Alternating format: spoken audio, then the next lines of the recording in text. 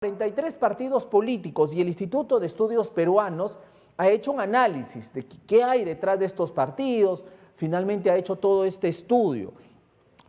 Omaira Peña se encuentra con nosotros, politóloga, investigadora justamente de IEP.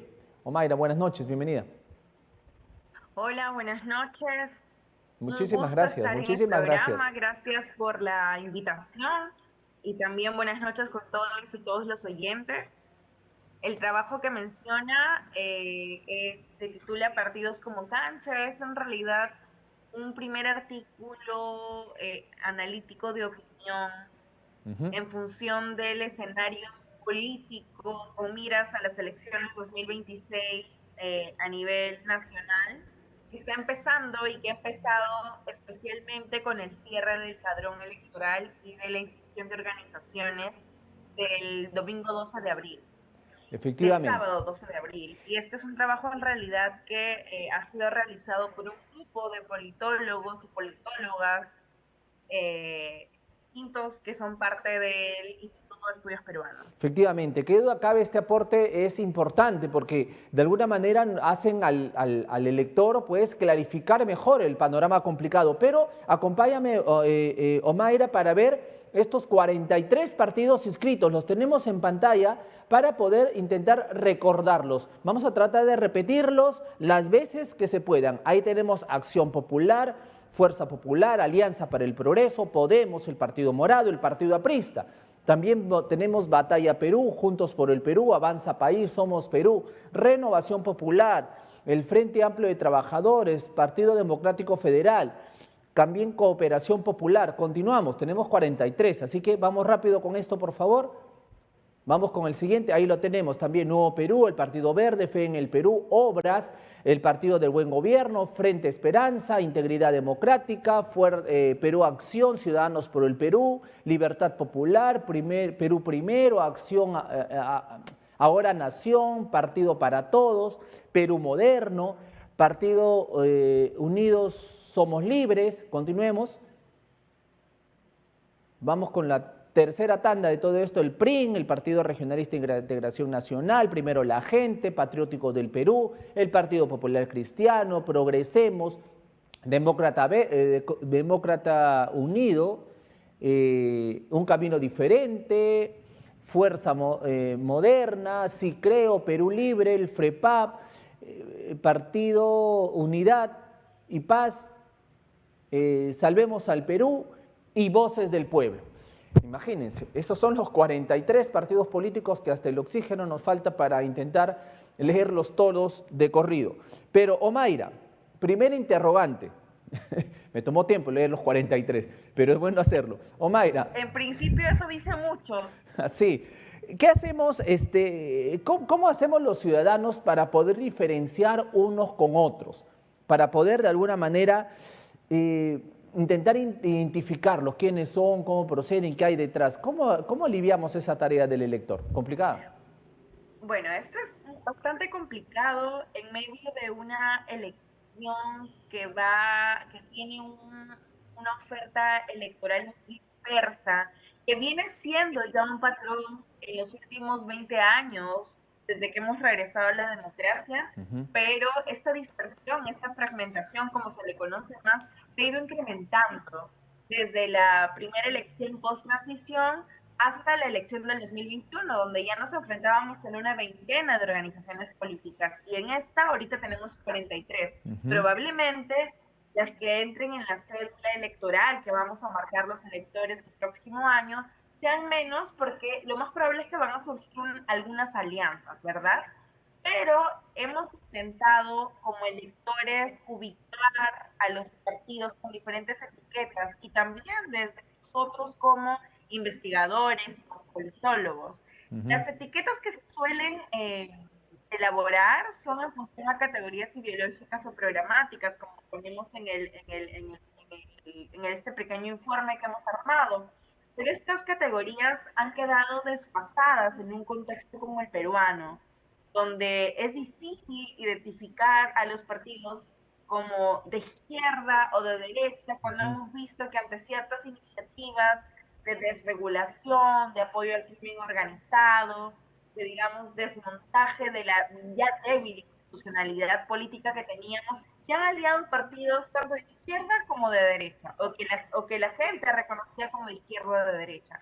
Igualmente se han aliado algunos más conservadores, otros menos conservadores, algunos incluso conocidos como progresistas, este tipo de iniciativas. Ante eso, decidimos elaborar una categoría de 4 componentes para entender un poco cómo está esta oferta en este inicio de la carrera electoral. Y una de las consideraciones que hemos tomado en cuenta es la trayectoria de los partidos. Es decir, son partidos nuevos que están teniendo inscripción en este último año y aún no han participado de la vida política de manera activa, o son partidos con trayectoria, es decir, que ya son partidos históricos o que han colocado ya congresistas o que vienen participando activamente. Otra categoría que nos parece interesante para poder, digamos, ubicarnos como electorado ha sido y estos partidos ya tienen este, digamos, gran candidato identificado, negociado, que aparece en medios, que en algunas ocasiones es el dueño del partido político, y es decir, que tiene una gran capacidad de decisión, o que principalmente eso, se ya manifiesta en medios o se conoce que tienen ya todo el partido va simplemente a institucionalizar a este Sí, candidato. ajá. Entonces, digamos, a eso le hemos llamado estas candidaturas más definidas, bien definidas.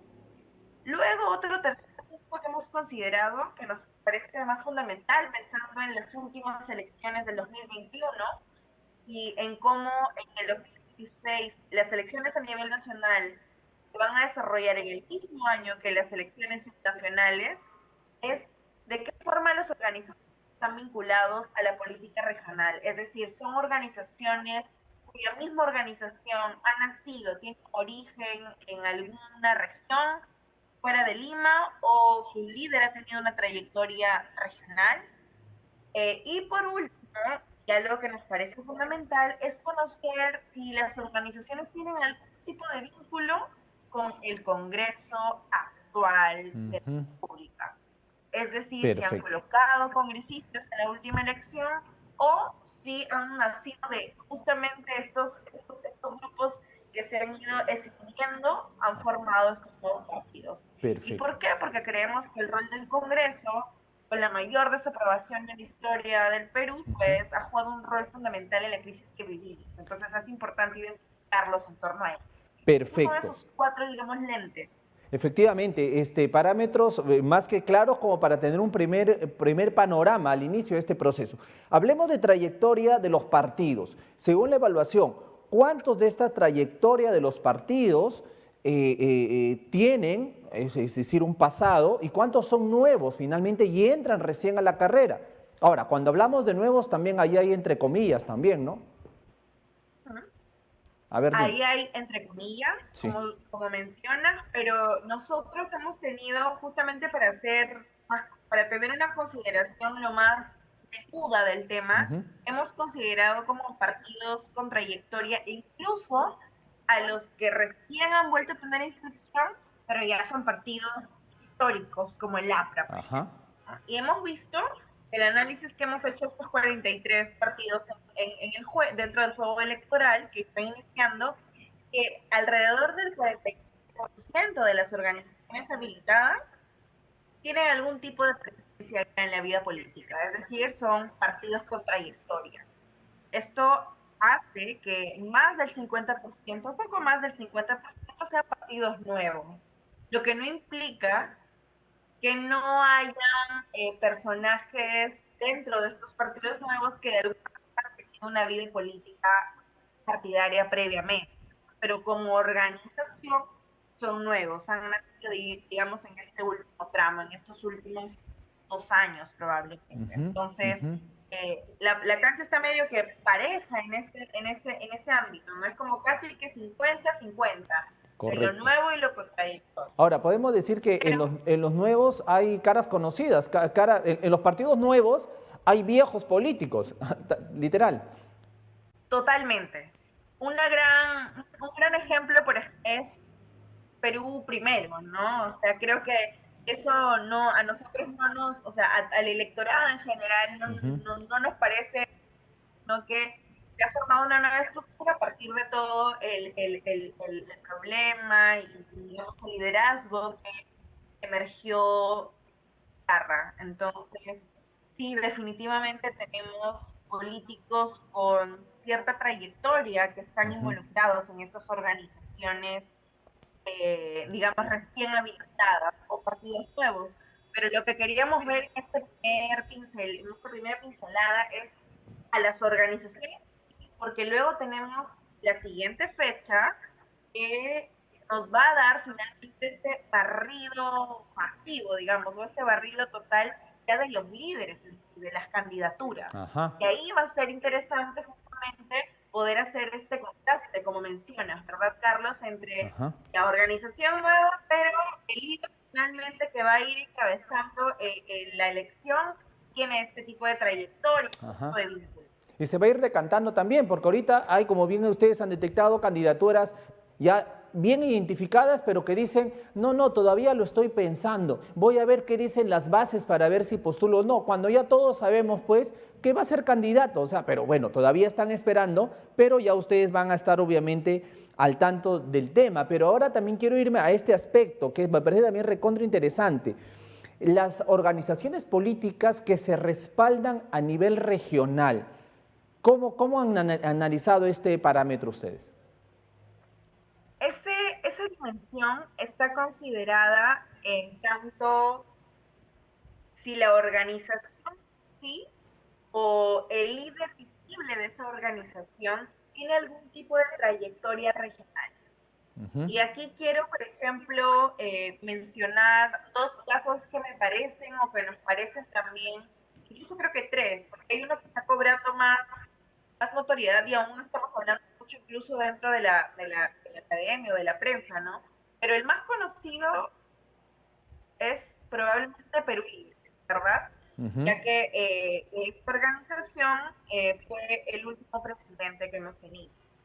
Entonces, el último presidente elegido que hemos tenido.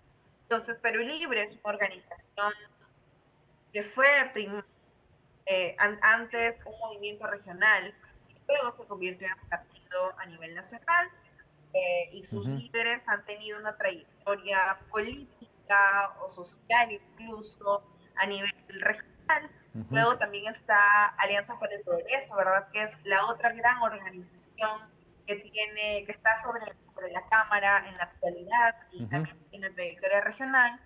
Pero, por ejemplo, también tenemos otro tipo de organizaciones como el Perú Federal, que busca, que tiene, digamos, una agenda enfocada en valores, el suyo, por ejemplo, de justamente con esta lógica federal, ¿no? De escapar de la visión ujú, nacional ujú. o centralista de Lima, también con líderes vinculados a algún tipo de historia regional, y otra que se está expandiendo, y eso quería comentar, ¿no, Carlos?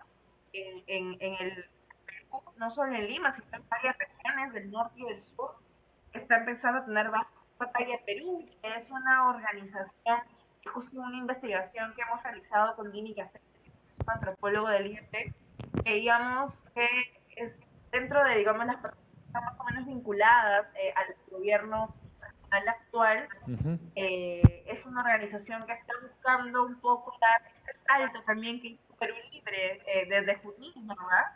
De la Exacto. región a lo nacional. Batalla Perú es de la gobernador de que Ajá. también ha buscado, ha dado ese salto de lo regional a lo nacional. Ahora, Eso es algo que ahora, vamos a encontrar en esta sí. investigación que saldrá próximamente. Ahora los candidatos van a comenzar a visitar las regiones porque ahí está el voto, ¿no? Eso es lo que finalmente inclina un poco la balanza. Pero ahora, Definitivamente. sí. Pero algo que es importante es que aunque van a ser, y ahí van a disputarse con estas organizaciones que tienen, digamos, ya previamente una trayectoria regional, es importante poder ubicar cuáles son estas organizaciones que sí tienen ese paso adelante, ¿verdad? Ese Ujú. paso adelante porque sus políticos o la misma formación de la organización se ha dado en alguna región que se hayan ido tejiendo lazos. Correcto. Ahora, puede ser un bono a favor, ¿no? Pueden tener algo ahí que los puede beneficiar, pero también hay que tomar en cuenta, y el análisis ya lo harán ustedes más adelante, que si son autoridad, viene el desgaste como autoridades, sean gobernadores o sean alcaldes. Ahí viene un desgaste de por sí, pero también muchas de estas organizaciones, como por ejemplo Perú Libre o APP, como lo has mencionado, tienen representación en el Congreso y es el otro parámetro que ustedes están midiendo. ¿Cómo va a pesar el hecho de que estas organizaciones tengan esta representación en el Congreso que de por sí ya está recontra desprestigiado? Entonces, ¿va a pesar esto en el proceso electoral? Bueno, yo creo que las cifras actuales del rechazo del Congreso son totalmente chocantes, ¿no? Son totalmente reveladoras, Sí. pero no me atrevería a dar una conexión, una definición cerrada, porque en Perú lo que sí prima en política es la incertidumbre. Ajá. Entonces, yo creería que sí va a haber un voto que cuestione el actuar que ha tenido el Congreso. Y en ese sentido, probablemente haya un voto que se distancie de estas organizaciones, ya sean de partidos antiguos como partidos Ujú, nuevos, ujú. que están vinculados al Congreso actual.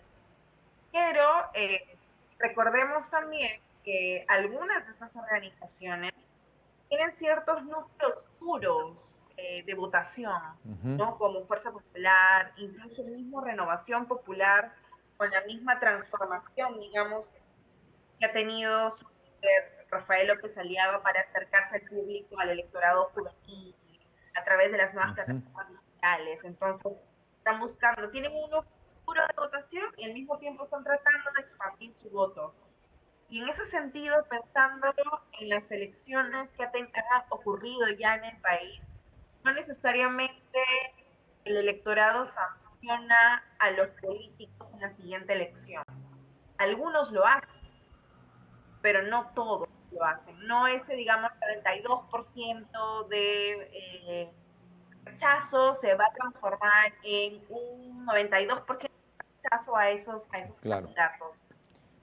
Ya, correcto, correcto. Ahora, lo cierto es que esta fragmentación que existe con 43 organizaciones políticas, como bien lo has dicho tú, van a dispersar el voto. Y esto se va a verse reflejado finalmente, pues, en estas elecciones, que vamos a tener un Congreso totalmente fragmentado, de continuar estas 43 organizaciones y no lograrse alianzas. Eso es lo que ustedes en un primer vistazo han determinado, esta fragmentación política que existe. Sí, va a haber, aunque disminuyan la cantidad de organizaciones, como mencionaba al inicio, que finalmente van a disputar la primera vuelta y para la fórmula presidencial y para la elección de diputados y senadores, probablemente eso es, no sé, tengamos ya 25 o menos, porque van a surgir alianzas que se están negociando ya desde hace meses entre las distintas organizaciones, pero de todas maneras, en primer lugar, va a haber un voto totalmente fragmentado y disperso, con mínimos de elección como lo tuvimos en las elecciones del 2021. Quien nos termina gobernando son, digamos, candidatos que obtienen menos del 20% de los votos. Entonces, eso es en otros lugares probablemente inaudito. Entonces, y eso debería llamar la Ujú, atención ujú. constantemente sobre la dispersión y por ende fragilidad que está teniendo nuestro sistema político. Pero el segundo momento, como mencionabas, es este tema de alianzas. Y ya cuando son elegidos, por ejemplo, en la Cámara de Diputados, ahí hay un punto. Hay ruptura y dispersión para, digamos, caminar un proyecto de país, para resolver los problemas públicos y generar un mayor bienestar al total de la ciudadanía peruana. Ahí hay una distorsión, no hay acuerdos, y hay más bien muchos problemas para atender la situación de las personas que lo necesitan. Pero por otro lado, como ya nos ha demostrado el Congreso actual, sí se realizan, sí terminan desarrollándose alianzas que más bien van contra los derechos de la propia ciudadanía y de la propia institucionalidad política.